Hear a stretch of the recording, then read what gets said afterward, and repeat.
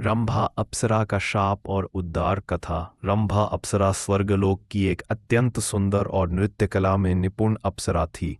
वह देवताओं के दरबार में नृत्य करती थी और अपनी कला से सबका मन मोह लेती थी। एक बार उसका सामना एक महान ऋषि से हुआ।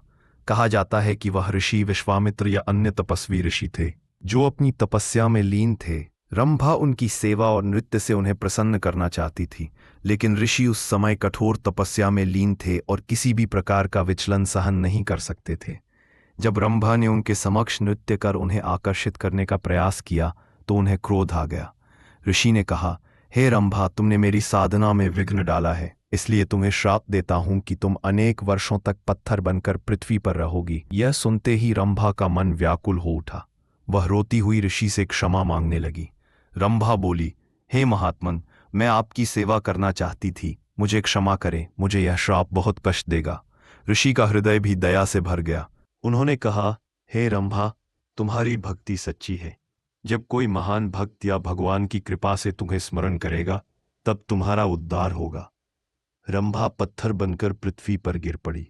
वर्षों तक वह निर्जीव जैसी रही। समय बीतता गया। कई युग बाद एक महान ऋषि या स्वयं भगवान की कृपा से उसका उद्धार हुआ।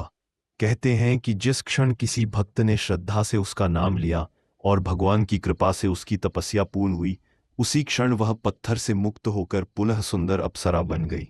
रंभा ने बाद में भगवान के चरणों में जाकर अपनी सेवा समर्पित की। उसने जीवन भर संयम, सेवा और भक्ति का मार्ग अपनाया और लोकों में आदर्श बन गई। शिक्षा इस कथा से हमें यह सीख मिलती है कि सेवा का भाव भले ही सच्चा हो, परंतु नियम और अनुशासन का ध्यान रखना आवश्यक है। श्राप भी यदि भक्ति भाव से स्वीकार कर लिया जाए तो वह उद्धार का मार्ग बन सकता है। भगवान की कृपा और सच्चे भाव से की गई प्रार्थना किसी को भी पुनः जीवन दे सकती है।